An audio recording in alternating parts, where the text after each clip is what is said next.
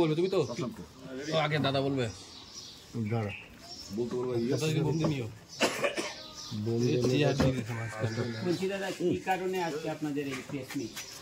প্রথমে সকলকে আপনাদের আমি নমস্কার জানাই এবং জয় শ্রীরাম। আমরা বিশ্ব হিন্দু পরিষদ ঈশ্বরপুর জেলা সংগঠনের পক্ষ থেকে আমরা যে রামনবমী উদযাপন কমিটি গঠন করেছি 16ই ফেব্রুয়ারি, এবং তারপর থেকে দীর্ঘ রামনবমীর বৈঠক এবং রামনবমীর কার্যক্রমকে আমরা গুছিয়ে নিয়ে আসার জন্য বিভিন্ন বৈঠক করেছি, বিভিন্ন জায়গায় আলাপ আলোচনা চলেছে। গতকাল আমাদের প্রশাসনিক শান্তি বৈঠক যেটা ডেকেছিল সেটাতে আমরা সবাই উপস্থিত ছিলাম, এবং এই শান্তি বৈঠকের পর আমরা আজকে একটা প্রেস সবার কাছে আমরা ডেকেছি যে আমরা বিশ্ব হিন্দু পরিষদের পক্ষ থেকে এবং রামনবমী উদযাপন কমিটির পক্ষ থেকে কিছু কথা আপনাদের পক্ষ থেকে আমরা জনসাধারণের কাছে তুলে ধরতে চাই। তো আমার সাথে উপস্থিত রয়েছেন আমাদের বিশ্ব হিন্দু পরিষদ ঈশ্বরপুর জেলা সাংগঠনিক জেলা সহসভাপতি মাননীয় বিপুল কুমার সাহা, আমাদের জেলার সামাজিক সমঝোতা প্রমুখ মাননীয় পার্থরা এবারকার রামনবমী উদযাপন সমিতির সম্পাদকের দায়িত্বে রয়েছেন, এবং আমাদের উত্তরবঙ্গ প্রান্ত সামাজিক সমঝোতা অভিযান প্রমুখ এবং আমাদের এই রামনবমী উদযাপন কমিটির প্রভারী হিসেবে রয়েছেন মাননীয় গৌরাঙ্গ তলাপাত্র মহাশয়। জয় শ্রীরাম। আজকের যে কিছু প্রশ্ন রয়েছে এবং কিছু আমাদের জানানোর প্রয়োজন রয়েছে, সেই উপলক্ষে আমরা এই প্রেস নিউজ মাধ্যমদেরকে আমরা সবাইকে আপনাদেরকে ডেকেছি। তো সেই ব্যাপারে কথা রাখবেন আমাদের সাথে উপস্থিত রয়েছেন গৌরাঙ্গ তলাপাত্র মহাশয়, তাকে আমি বলবো কথা রাখতে। আজকে সংবাদ মাধ্যমদের উপস্থিত বন্ধুদের, সাংবাদিক বন্ধুদের এবং সকল রামভক্ত ঈশ্বরপুরবাসী এবং আমাদের এই সংবাদ মাধ্যম দিয়ে যারা দেখছেন সকলকে জানাই শুভ রামনবমীর আগাম অভিনন্দন। তৎসহ আরও একটি আপনাদের জানিয়ে দেওয়ার জন্য বলছি, আগামী 30শে এপ্রিল চৈত্র মাসের শুক্লপক্ষের প্রতিপদ তিথি, যেটা আমরা হিন্দু নববর্ষ হিসাবে পালন করি, এবং আগামী 30শে এপ্রিল আমাদের হিন্দু নববর্ষ, তার অভিনন্দন। এই দিনে আমরা বাড়ির ঈশান কোণ অর্থাৎ উত্তর পূর্ব কোণে গৈরিক পতাকা ধ্বজ আমরা লাগাই এবং সাথে আমরা পূজন, এবং এই দিন আমরা সন্ধেবেলায় প্রদীপ জ্বালাই, তুলসী তলায় বিশেষ প্রার্থনা করে শুভ নববর্ষ উদযাপন করি। বিষয় থাকলো আমাদের রামনবমী বিষয়। 16ই ফেব্রুয়ারি প্রথম বৈঠকের পর থেকে আমাদের যে কার্যক্রমগুলো হয় সেগুলো আপনাদের জানানোর জন্যই আজকে বিশেষ করে এই আমাদের সাংবাদিক সম্মেলন। আমাদের বিগত দিনে যে রুট ছিল, অর্থাৎ সূর্য সেন স্পোর্টিং ক্লাব থেকে শুরু করে বাস স্ট্যান্ডের বাদিক দিয়ে রবীন্দ্র স্ট্যাচুর পাশ দিয়ে বাজার হয়ে তিনপুল মোড় হয়ে চোপড়াঝাড় জুনিয়র হাই স্কুল, জীবন মোড় হয়ে চোপড়াঝাড় জুনিয়র হাই স্কুল, আমাদের এবারেরও রামনবমী শোভাযাত্রার রুট এটাই থাকছে।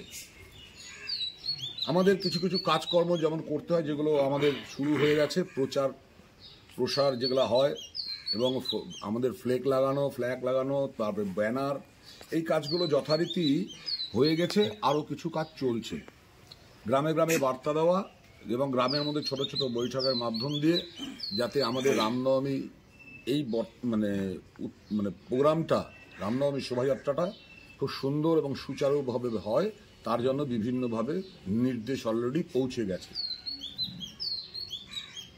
রামনবমী শোভাযাত্রায় এই সংবাদ মাধ্যমের মাধ্যম দিয়ে যারা দেখছেন, রামনবমী শোভাযাত্রায় আমাদের গতবারও যেমন কিছু নির্দেশ ছিল, এবছরও বিশ্ব হিন্দু পরিষদের পক্ষ থেকে আমরা কিছু নির্দেশ আপনাদের জানাই। আপনারা নিশ্চয়ই শব্দের বা অর্থাৎ সাউন্ড সিস্টেম আনবেন। আমাদের যে প্রতিবার যেরকম আপনারা যে নির্দেশ মেনে আসেন এবারেরও ঠিক সেই নির্দেশই থাকছে। শব্দবিধির ক্ষেত্রে আমরা মাননীয় উচ্চ আদালতের যে বিধি সেই বিধি মেনেই আমরা আনছি এবং আপনারাও দীর্ঘদিন ধরেই এই বিধি মেনে আসছেন। যেরকমভাবে আসছেন বিগত দিনে আপনারা সেভাবেই আসবেন বিধি মেনে। এবং অবশ্যই একটা কড়া বার্তা আমরা দিতে চাই, রামনবমী শোভাযাত্রা আমাদের ধর্মীয় শোভাযাত্রা। এই ধর্মীয় শোভাযাত্রায় কোনো অবস্থাতেই কোনোভাবেই আমাদের অস্ত্র যেন না আসে। কেউ কোনো অস্ত্র প্রদর্শন করবেন না। কোনোভাবেই অস্ত্র হলে বিশ্ব হিন্দু পরিষদ এবং প্রশাসনের সাথে কথা বলে কঠোর থেকে কঠোরতম আমরা ব্যবস্থা নিতে বাধ্য থাকব। আমাদের মধ্যে কেউ মাইকে কোনো রকম স্লোগান, কোনো রকম রাজনৈতিক স্লোগান, কোনো দলের, যে কোনো দলের, কোনো রাজনৈতিক দলের পতাকা বা সেই দলের স্লোগান আমরা কঠোরভাবে এর হস্তক্ষেপ করব। এর মধ্যে কেউ কোনো ধরনের সাম্প্রদায়িক উস্কানিমূলক কোনো কথা আমাদের এই রামনবমী শোভাযাত্রায় হবে না। যদি হয়, তার যদি কেউ করে, তার থেকে বিশ্ব হিন্দু পরিষদ এবং প্রশাসন আমরা কঠোর থেকে কঠোর ব্যবস্থা নিতে বাধ্য থাকব। কিছু নিয়মাবলী নতুনভাবে এসছে, যেগুলো প্রশাসনের পক্ষ থেকে, যে রামভক্তরা কিছু কিছু জায়গা থেকে যারা সরাসরি গুঞ্জুরিয়া, গাইশাল, পাঞ্জিপাড়া, ধনতলা বা এদিকে চোপড়া বিভিন্ন জায়গায় তাদের একটা অনুমতি নেওয়ার জন্য আবেদন জানাচ্ছে। সেই বিষয়ে গতবার এটা নিয়ে বারবার বাদানুবাদ, বচসা অনেক কিছু হয়, কিন্তু গত বছরে কয়েকটা অনুমতি পত্র বিভিন্ন জায়গায় প্রদান করে। তাতে দেখা গেছে যে জিনিসটা কোনো খারাপ জিনিস নয়। আমরাও বিভিন্ন যারা সমিতিভাবে একসাথে আসছেন আমাদের এই র্যালিতে, হয়তোবা সেই জায়গায় আপনারা যদি সরকারিভাবে কোনো অনুমতিপত্র দেয়, তার জন্য সাধারণভাবে যদি কোনো নিয়ম থাকে যেগুলো থানার থেকে আপনাদের কিছুটা সার্ভ করা হয়েছে, আপনারা করলে তাতে কোনো মন্দ জিনিসটা ভালোই হবে বলে আমাদের ধারণা। তো আগামী দিনে আরও হয়তো আমাদের সাংবাদিক সম্মেলন হবে।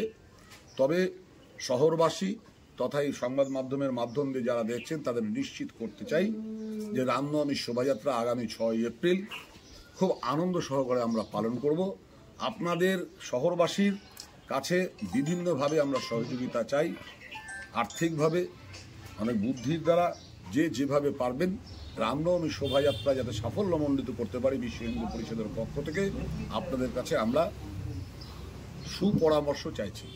সকলকে আবারও আগামী রামনবমীর শুভেচ্ছা, আগাম শুভেচ্ছা এবং অভিনন্দন। বাইক র্যালি কি হচ্ছে এবার? বাইক র্যালি রামনবমীর আগের দিন প্রবণতা দেখা যায়, যেটা গত বছর বন্ধ ছিল, তার আগে বেশ কয়েকবার বিক্ষিপ্তভাবে ছেলেরা বাইক নিয়ে র্যালি করত এবং সেটা একটা উত্তেজনার তৈরি সৃষ্টি হতো এবং দুর্ঘটনার সম্ভাবনাও থাকতো। গত বছর আমরা বাইক র্যালিটা কন্ট্রোল করতে পারছি, আমরা কঠোরভাবে সিদ্ধান্ত নিয়ে যে এতে উত্তেজনা সরানো হয়। তার জন্য যারা যুব সমাজের কাছে বলছি, আমাদের শুধুমাত্র র্যালি কিন্তু 6 তারিখ অর্থাৎ রামনবমী শোভাযাত্রার দিন আগাম কোনো অনুমতি আমাদের নেওয়া নেই। কেউ যদি আগের দিন র্যালি বের করতে চায়, শুধুমাত্র পুলিশ প্রশাসন নয়, বিশ্ব হিন্দু পরিষদ থেকে কঠোরতম ব্যবস্থা এবং পুলিশের সহযোগিতা নিয়ে কোনোভাবেই যাতে এই উত্তেজনার সৃষ্টি না হয়, আমরা সেই চেষ্টাই করব। অর্থাৎ আগের দিন কোনো বাইক র্যালি হবে না। দাদা, একটা জিনিস বলছি যে মানে প্রত্যেকবারই একটা ডিজে দেখা যায়, বা সেই বিষয়টাকে আপনারা কিভাবে? ডিজে যেটা চলে রামনবমী র্যালির মধ্যে দেখা যায়, যেটা আমরাও দেখতে পাই, যে ডিজে বক্সের সম্ভাবনা বেশি থাকে, কিন্তু সেভাবে ডিজে কোনোদিনও আমার চোখে পড়েনি। হ্যাঁ, ডিজে বক্সের বা দু একটা যে বক্স যে থাকে না আমি বলবো না, কিন্তু সেভাবে কোনো সাউন্ড সিস্টেমটা তারা কন্ট্রোলভাবে বাজায় আমি বিগত দিনেও দেখছি। শব্দবিধি মেনে আমাদের যারা রামভক্তরা আসে এবং আগামী দিনে যেভাবে আসছে সেভাবেই থাকবে, শব্দবিধি মেনেই তারা চলবে। দাদা, একটা জিনিস বললেন যে অস্ত্রের উপরে আপনারা আপনাদের পক্ষ থেকেও ব্যবস্থা নেবেন, তো কি ব্যবস্থা চিন্তা ভাবনা করা হয়েছে? যে অস্ত্র গত কয়েক বছর ধরে আমরা এই বিষয়ে বার্তা দেওয়ার পর একবার খুব বেশি পরিমাণ অস্ত্র নিয়ে রামনবমীর মিছিলে দেখা যায়। পরবর্তীকালে আমরা ধীরে ধীরে সেটাকে কন্ট্রোল করতে করতে গতবার আমাদের কোনো চোখে পড়েনি একটি মাত্র অস্ত্রও না। অর্থাৎ অস্ত্রের তো প্রয়োজন নেই আমাদের রামনবমী শোভাযাত্রায়, ধর্মীয় শোভাযাত্রায় প্রয়োজন নেই, অর্থাৎ অস্ত্রের ঝলকানি দেখে লাভ নেই। আমরা শান্তিপূর্ণভাবে হর্ষোল্লাসে আনন্দ সহকারে আমরা রামনবমী শোভাযাত্রা উপভোগ করব।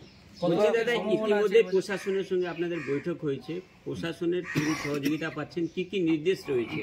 বিগত বছরগুলির মতো রয়েছে না এবছর কোনো আলাদা নির্দেশ রয়েছে?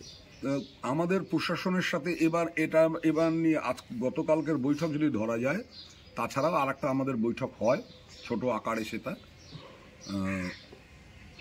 গত কয়েক বছর রামনবমী পরিচালনা করার যা আমাদের অভিজ্ঞতা, তো গত বছর আমাদের উপরে মনে হয়েছিল যে আমাদের প্রশাসন থেকে ব্যাপকভাবে কঠোরতা বা চাপ সৃষ্টি ছিলছে।